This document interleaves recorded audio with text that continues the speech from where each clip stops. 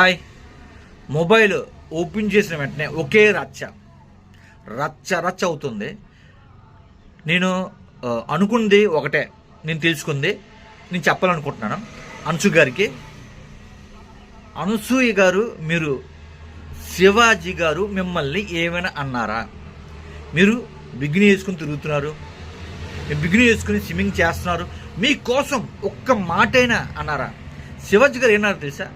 అమ్మాయిలు నిండుగా బట్టలు కప్పుకోండి, బయటన బాగోట్లేదు, చాలా జాగ్రత్తగా ఉండండి అని చెప్తున్నారు. మీరేంటి అర్థం చేసుకున్నారు?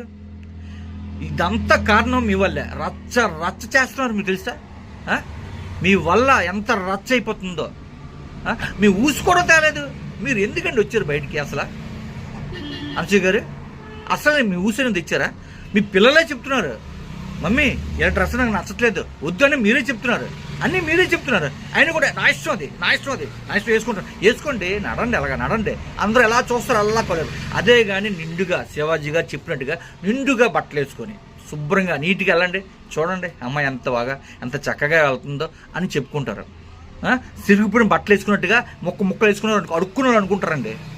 శివాజీ గారి మీద ఎందుకండి అంత కోపం మీకు? మంచి చెప్పరు, మీ ఊసి తేలేదు కదండి. అలాంటప్పుడు మీరెందుకు మధ్యలో దూరుతున్నారు? అది మీ ఊసి తేలేదు అసలు. శివాజీ గారు ఆడవాళ్ళకి మాత్రం మంచే చెప్పారు. శివాజీ వైపు మేము ఉన్నాం. మేము ప్రతి ఒక్కరు శివాజీ వైపే ఉన్నారు.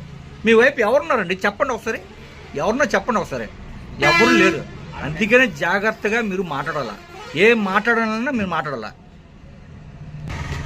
నా ఇష్టం అండి, నా ఒపీనియన్ అండి, నేను నా ఇష్టం కాబట్టి నేను వేసుకుంటానండి, ఎవరితో సంబంధం లేదు. ఎలాగవుతుంది అండి? అలాగా రోడ్డు మీద నడిస్తే ఎంతమంది చూస్తూ ఉంటారు మీ వైపు.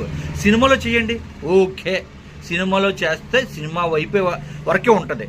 బయట వైపు వస్తే ఎలాగుంటుంది? ఇది ఎంత చెత్తగా ఉంటుంది.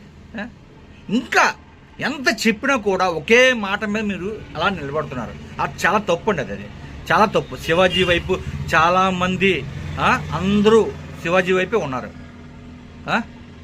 అది ఏంటండి? అది మీ పిల్లలే చెప్తున్నారు, మమ్మీ నాకు ఇలాంటి డ్రెస్సులు నాకు నచ్చట్లేదని మీరే చెప్తున్నారు. మళ్ళీ నా ఇష్టం, అది నేను వేసుకుంటాను, నాకు ఇష్టం కాబట్టి వేసుకుంటున్నాను. ఒక శివాజీ గారు ఒక మాట కూడా మిమ్మల్ని అనలేదు.